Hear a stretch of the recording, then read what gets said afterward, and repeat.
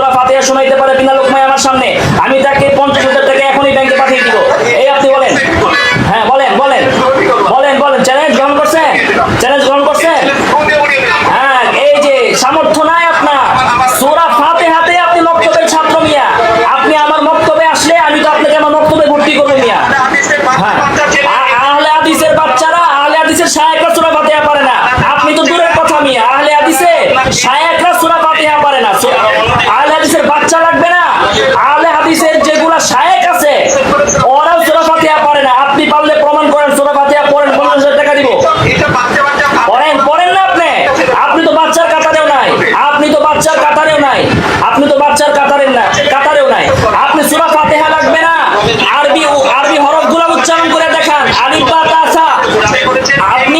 আপনি আলিফ বা তা সা, এই যে এই হরফগুলোর নাম, 29টা হরফের নাম উচ্চারণ করে আপনি দেখান সহিভাবে, আপনাকে 10,000 টাকা নগদ আমি দিব, নগদ এখনই দিব।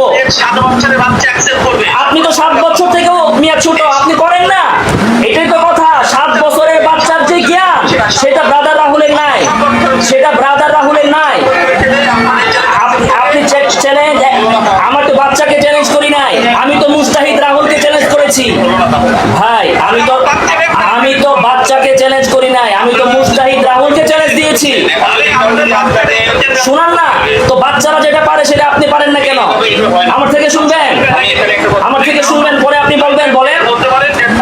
হ্যাঁ, আউট অফ টপিক না, আউট অফ টপিক না, আপনার এখান থেকে শুরু করা উচিত। আপনার মূল টপিক এটা হওয়া উচিত, আরবি হরফ আগে শিখেন। আপনি আমাকে জিজ্ঞান আরবি হরফগুলো, আমি বলি সূরা ফাতিহা জিজ্ঞেস করেন, আমি বলি, তারপরে আপনি বলবেন কিনা বলেন। আবুল তাবুল কথা, সূরা ফাতিহা আবুল তাবুল, দেখেন সূরা ফাতিহা আবুল তাবুল, আপনার জন্য মূল ইস্যু সূরা ফাতিহা। আপনার মতো এরকম চোরা কারবারি মুস্তাহিদ হওয়ার দরকার নাই, বাইতুল মুকাররমে আসার হিম্মত নাই, বাইতুল মুকাররমে আসার হিম্মত নাই, বাহাসে বসার হিম্মত নাই, ফাঁকা মাঠে ফাঁকা হুঙ্কার দেন, শিয়ালের মতো হুক্কা হু করেন। আগে 10টা গোল্ডেন চেইন জমা দেন, এখনই তো আপনার কলজে কামড় মারে। আপনি বাহাসে বসতে রাজি, 10টা গোল্ডেন চেইন দিতে রাজি না। সূরা ফাতিহা পড়ে শুনান, আপনার দরকার হচ্ছে।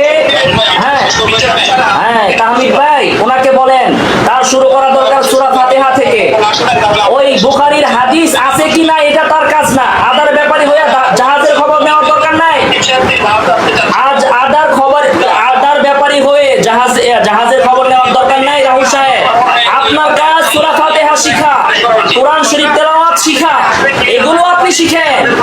হ্যাঁ, আপনার দরকার নাই বুখারীর হাদিস নিয়ে ঘষা মাজা করা। আপনি বুখারী চিনেন মিয়া?